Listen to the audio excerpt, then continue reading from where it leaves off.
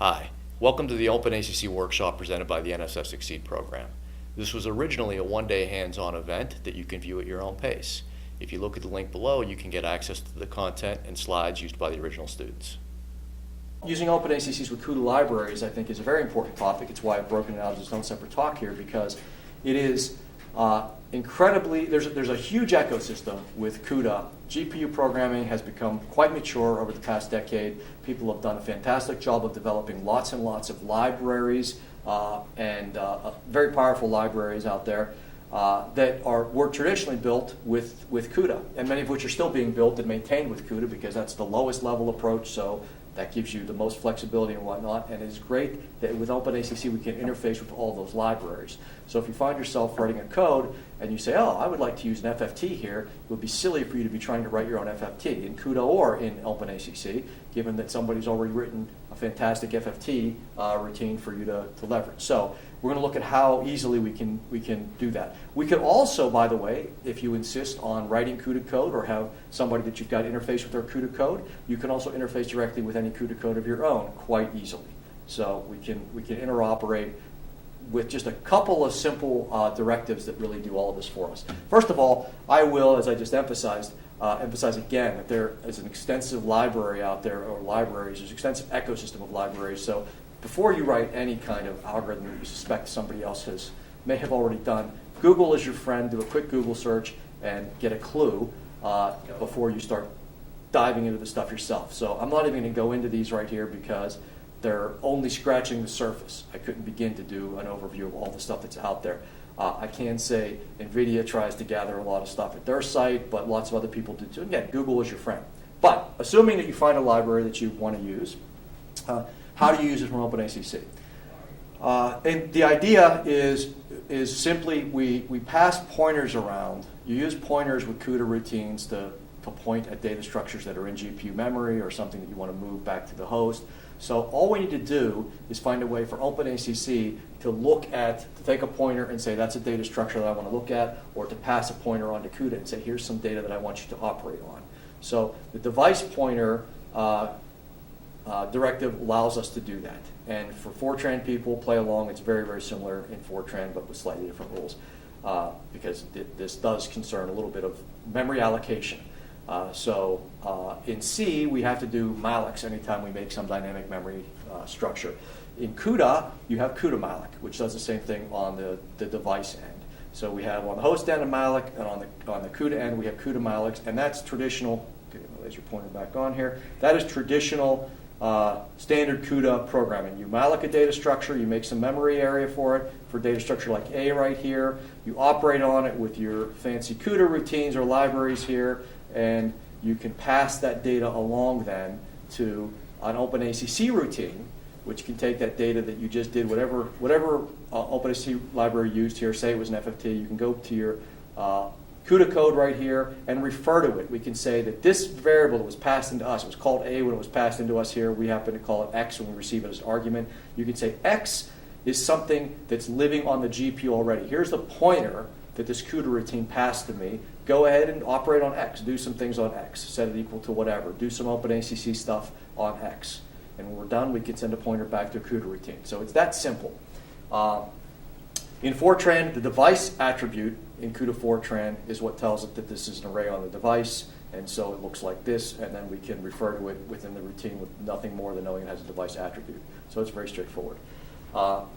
So let's look at the device pointer clause and how we use it here. There's also the converse here, which is the host data construct that says if you've got data sitting on the host, we can grab a pointer so we can pass it along to some other CUDA routine somewhere else. So if you got something sitting on the GPU and you say, I need to know what the GPU pointer to that is so I can pass it along to some other CUDA routine, you can grab it with this host data thing. So let's look at them in action because it's very simple to use. So in our case here, we have an example, and it's a full-blown one that's sitting out there in your exercises directory if you want to poke through it.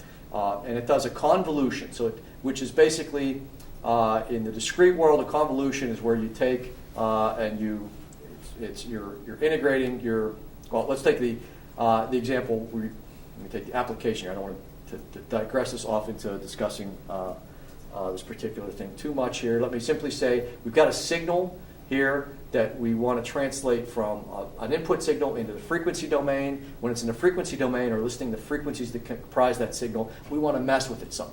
When we mess with that signal, that's a convolution right there. We can do whatever we want to the signal. In this case here, we're going to do a pointwise complex multiply and scale on our signal. We're going to do some math operation on our signal. When we're done with that signal, we use an FFT to get it back into the time domain. So it's a common signal processing type of operation you would do. The important thing here is not to understand the operation per se as much as to see how easily we can move between OpenACC and an existing CUDA FFT library. So the whole code is in your exercises directory. You can look at it if you'd like, but here are the important pieces from it. This is a piece of code that one of my buddies at NVIDIA gave to me, so it's a little bit more long-winded than the examples that I use in this workshop. For the workshop, you've noticed I've boiled everything down line by line as small as possible. Their style at NVIDIA is a little bit more long-winded, so if you look at this, this thing's a couple hundred lines long, so I felt compelled to just pull out some excerpts. But here's the essential parts of it and the way it works, is that we've got a signal, which is a data signal. It's the data that we're going to transform. And we've also got this thing called a filter kernel. This is something we're going to apply to our data. They both start out living on the host. And so that's why the suggestive name for them, H underscore. So we've got the host signal and the host filter. Eventually, they're going to be on the device, on the GPU. So that's why they're called device signal and device, let's see, device kernel. There should be a D filter kernel. So we've got D filter kernel and D signal. So we have our data starting out on the GPU. We want to pass it to some CUDA routine to work on. And so we need to take that memory and allocate it on the device, and then we can call it. So basically you have mallocs on the host, traditional old school C mallocs right here. And on the device we have CUDA mallocs. So it's basically very straightforward in terms of setting things up, but that is the unavoidable, slightly messy part is we've got to malloc things ourselves. Once we've done that, once we've got our memory space set up for these things, then all we need to use is the device pointer clause so that we can take the data that's given to us by the FFT routine running on the GPU. So the FFT routine happens to be called CUFFT exec C2C. So it's the complex FFT routine. This is running on the GPU. After it runs on the GPU and we have this data that we want to pass along to our OpenACC routine written in nice high-level language of our choice, Fortran or C here, we have a routine called complex pointwise multiply and scale. We need to pass that data along. Well, if we pass that data along, this D signal and D filter kernel, as a pointer that came from the FFT routine, it'll work just fine as long as when we receive it on the other end, we let it know, we let this routine know that these pointers are actually device pointers. So our device pointer clause says these are device pointers, treat them as such, so when you see them referred to here in the code, go straight to the device to get them. You don't have to get them from the, don't try to convert them, don't try to move data. Just treat them as pointers to data that's already sitting on the GPU. So we run our routine right here. It does some math. It does whatever we want it to do in the convolution part of our code. And then we send it right back for the second FFT, back to turn it back into the time domain right here.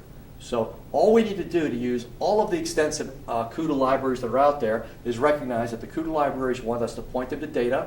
And when they give us data back, they're giving it back as a pointer. And so our OpenACC code just needs to identify that these are device pointers. And if we do that, everything works fine. So this is a good example you can work through if you're interested in doing that. As always, when you're linking with libraries, there's always some extra nonsense that goes along with it. So here's some linking stuff. This is a little bit out of date. The version of the compiler we're using right now is 16 point something, but it gets the idea across. If you run this, this particular code does checks the serial version against the GPU version and timing, and it verifies that you get the same results and everything. Like you said, it's a little longer blown than I prefer for teaching examples, but you can run it and make sure it works. But the important thing, summary here, is that it's very easy to interface with all of the CUDA stuff that's out there, and furthermore, your own CUDA code. If you write your own CUDA code, your CUDA code can accept a pointer from OpenACC, and you can give your data back to an OpenACC routine by just sending the pointer back to whatever data you've operated upon. So it makes it very straightforward. There's an appendix on here that I won't go through of some libraries that are available to you, math libraries primarily here, just to give you some idea of the performance improvements and the kind of things there are. But it's kind of silly for me to even pretend that this is comprehensive. This just scratches the surface of the things that are available.